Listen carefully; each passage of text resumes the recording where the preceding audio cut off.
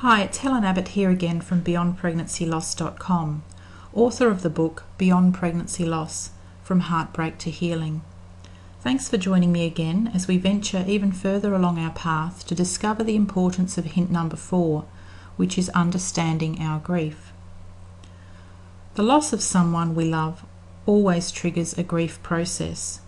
Our reactions to grief are influenced by many factors, including the experience itself, our background, our personality, the importance of the loss to us, and the support we receive from family and friends.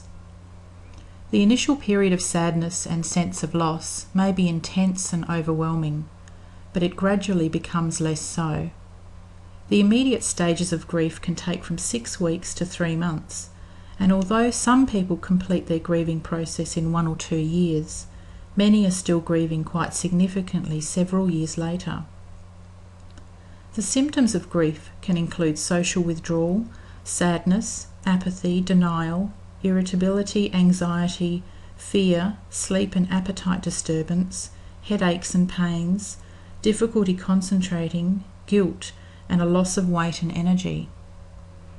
An aspect of grief that is often missed is that it doesn't only present itself as a result of death.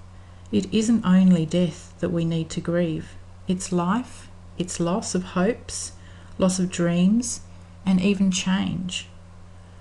We often survive grief by telling ourselves that one day it won't feel like this, that it won't hurt this much, and that we can reclaim, at least in part, the life we once lived. Queen Elizabeth II said, "Grief is the price we pay for love." And perhaps this is true. After all, we are unlikely to grieve for someone we felt little for, so our level of grief can be directly related to how intensely we felt about our baby and the hopes and dreams we had associated with being a parent and watching them grow. Grief is a complicated and misunderstood state, yet it is something that unfortunately we must all experience at some point. The underlying basic emotions for grief are anger and sadness. However, unlike normal transitory emotions, grief can be more like a mood that remains for a period of time. More than any other emotion, the combined feelings that make up grief are capable of clutching at us and holding on. Grief can be felt on a physical, mental, emotional, and spiritual level. The grief process generally follows a series of stages through which we move in a varied way. And of course, the ultimate goal is the acceptance of our loss. It's worth remembering that grief isn't a contest, and it doesn't have to be put on a scale of severity for it to be valid. It's always okay to grieve the loss of a pregnancy, even if the pregnancy had only just begun.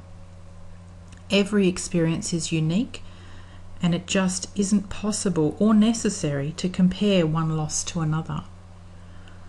All of our feelings are valid, and there isn't a scale for grief in pregnancy loss.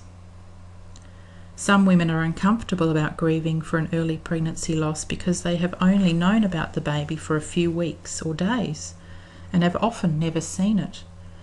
These feelings are often supported by comments like, "Oh well, at least you weren't very far along," or "Oh, you're lucky you didn't have a chance to get attached to it," leaving us confused about how we should or shouldn't feel.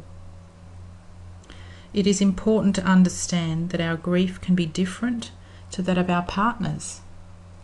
Generally, women are more expressive about their loss, more outwardly emotional, and more likely to look for support from others. Since society expects men to be strong and unemotional, they often grieve in more solitary ways. Men also tend to be oriented toward fact-gathering and problem-solving, and may therefore not choose to participate in support networks that are oriented towards talking and feeling. While women usually cry and dwell on their memories of the baby, men most often express their grief by burying themselves in their work. Keep in mind that because grieving is such an individual experience, the opposites of this may also be true. These differences in style can easily be misinterpreted. As women, when our partner doesn't appear to be as upset as us, we can feel that he doesn't care as much.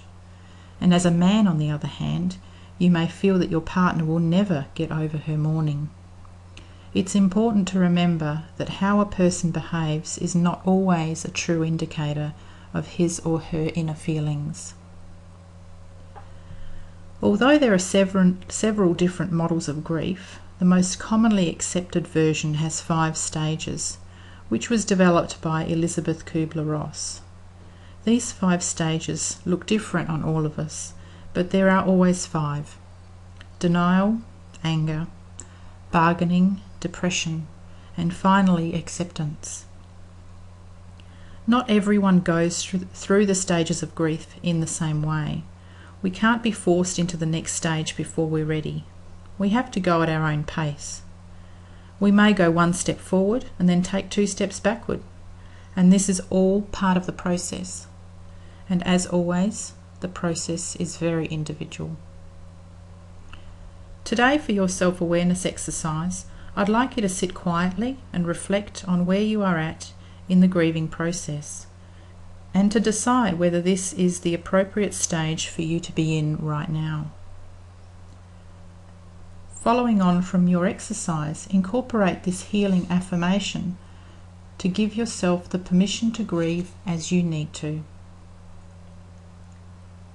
Tomorrow, in hint number 5, I'll be sharing my thoughts on the importance of giving yourself time. So I look forward to touching base with you then as I guide you through this very difficult time. Stay safe until next time.